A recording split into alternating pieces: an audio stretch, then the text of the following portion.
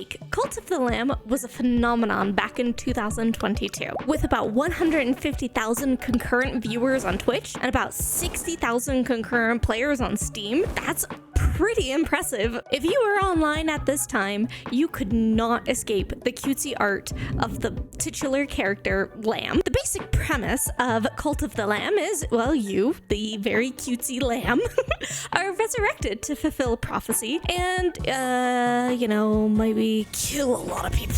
It's a roguelike game, There's bound to be a lot of murder and violence and fighting. But, oh hey, guess what? You can also have your own little cult, of course, a nice little community where you get to name people, set up rules, and, maybe casually slaughter them for, sacrifices or, make you resurrect. Nothing too intense, obviously. But the entire premise of the game is jumping back and forth between murdering heathens and growing your own cult. It creates a beautiful gameplay loop of intense roguelike gameplay that gets you sitting on the edge of your seat, and relaxing town building gameplay where you can just take a breather from all of the chaos. But did you know that Cult of the Lamb is more than just a game for enjoyment? It actually teaches you a very important life skill that many people don't take advantage of, and it's a skill that you can apply in your life right now, today. Now you'd be wondering, what the heck is that skill? Is it just being good at video games? No, I'm talking about a skill that you can actually implement into your life. And that skill is brain breaks. But before we can talk about what brain breaks are and how Cult of the Lamb essentially teaches us how to do them, I want to take a second to talk about burnout. I'm sure you have all heard the term before or even used it yourself. Hey, if you have, I am proud of you for getting out of that state. But burnout is the state of emotional, physical, and mental exhaustion caused by intense stress. This stress could be from a job, it could be from friends, it could be anything in your life that causes prolonged stress. Burnout is extremely dangerous to be in and hard to break out of. Being burnt out can make you feel so irritated, feeling like a failure, and feeling unable to do anything productive in your life. Burnout, on top of the feelings associated with it, can also do physical damage to your brain. And there's part of your brain called the prefrontal cortex. It's the hub for processing, insight, and complex decision making. It's like, the powerhouse of your brain. Obviously, there's more parts of your brain, but this is a very important part of your brain.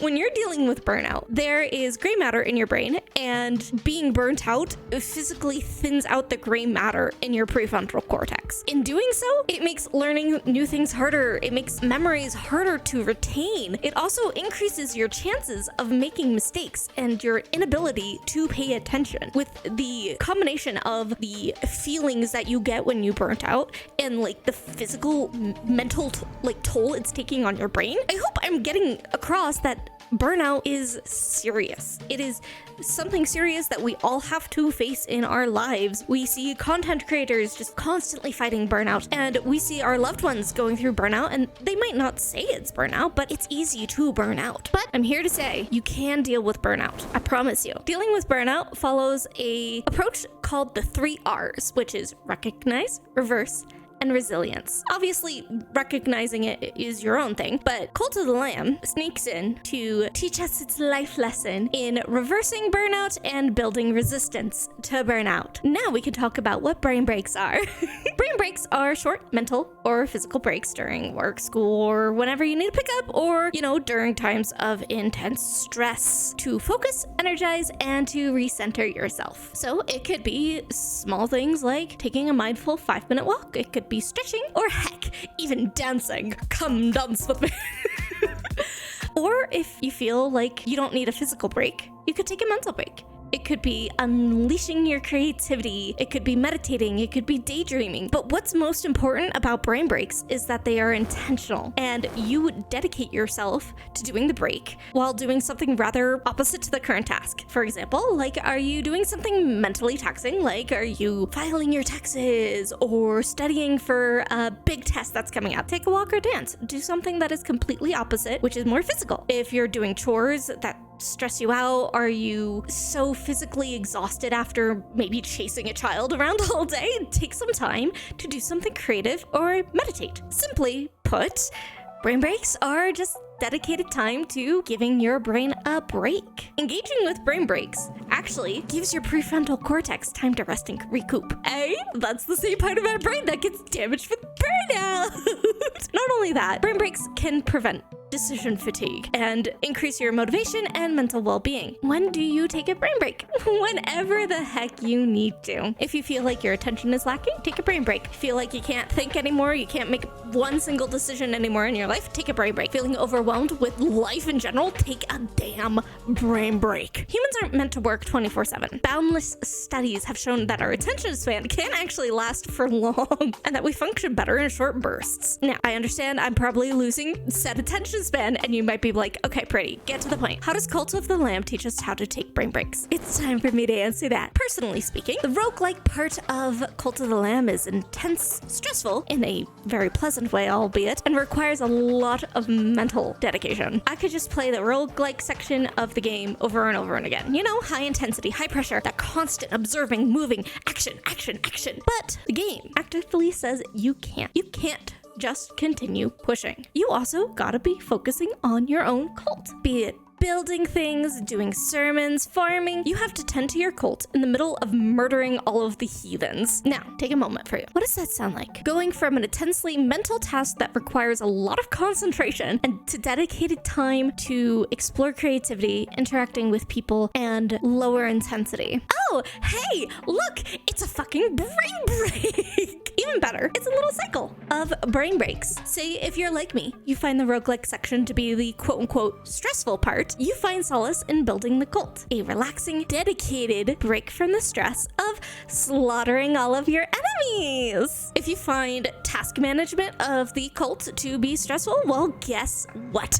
You get to murder heathens as your brain break. Slaughter them all. But essentially, it creates a perfect cycle. The two of them show how brain breaks function. It does the complete opposite of one another to give your brain time to pause and take that break it needs. It also forces you to take these breaks. You can't spend all of your time in the cult crafting it to your perfect, immaculate design. You'll run out of money. You'll run out of resources. Your cult members will get hungry, and then they'll start rebelling against you. And on the flip side, you can't spend all of your time either murdering heathens. Your cult will fall apart. Death, hunger, heathenry, all of them will attack you, and you will not be able to pursue your goal of destroying all of the heathens. The two of them together boost each other, and they are so well interwoven into like this perfect tapestry of how brain breaks should function. What you do in Cult of the Lamb should be how your everyday is. These brain breaks should happen every single day. They should take up dedicated time. All of it is to progress you forward and giving your brain time to heal and build resilience from that burnout. Hell, while writing the script and recording, I took brain breaks. I stretched a lot. When I take those breaks, I feel more reinvigorated to do the things that I want to do. It allows my brain time to pull back. Instead of just slamming my head into the wall over and over and over and over and over again, I take a break. Doesn't that sound nice? Even though if none of these games obviously get me to the point of burnout, it is still reinforcing the important skill that I need to essentially fight against burnout. I'm taking that time to build that resilience, build those healthy mechanics for my day-to-day life that prevent me from getting to burnout. And also, it helps me heal from it because I'm able to let my brain relax. I'm able to detach myself from that stress, and it makes me all of the better for it. So take it from me, as a person who actively, even before playing Cult of the Lamb, participated in brain breaks, integrate them into your life because you will see a drastic change. I have been going through a lot of stress this year, a lot of it. And if I wasn't prepared with my skills of brain breaks and a bunch of others, but right now I'm just talking about brain breaks, I would have been burnt out a long time ago. I wouldn't be able to sit in front of you making this video. I probably wouldn't have played Cult of the Lamb, honestly, because I know how burnout affects me. Editing Pruitii here. I am actually going through burnout right now, and I am actively using the tools that I'm learning from Cult of the Lamb in my everyday life to help make the burnout less, and it's going great. So if you got burnout, you can still do these things. Yeah. I will continue to follow the lessons of Cult of the Lamb. I will continue to take brain breaks because I know that they work, and they will work for you too. I challenge you, if you're still watching this video, thank you for watching this part. I challenge you for 2 days. Whenever you notice yourself slipping from attention, whenever you feel like you're stressed, whenever you feel like you're zoning out, take a brain break. Do something that's the complete opposite of what you were doing and see how you feel. And if you don't feel ready to take that step, well, just play Cult of the Lamb. The cult leader shall lead you the way to prosperity and understanding brain breaks. Either of those is your homework assignment. You gotta do it, okay? I'm watching you. I'm excited to dive more into how video games can teach us these important life lessons. And I hope you guys are ready for that too. I don't know how often these will happen, but they will happen when I get inspired to. With that all said, thank you guys so much for watching and subscribing. Keep fighting your battles, and I will see you next time. Toodaloo!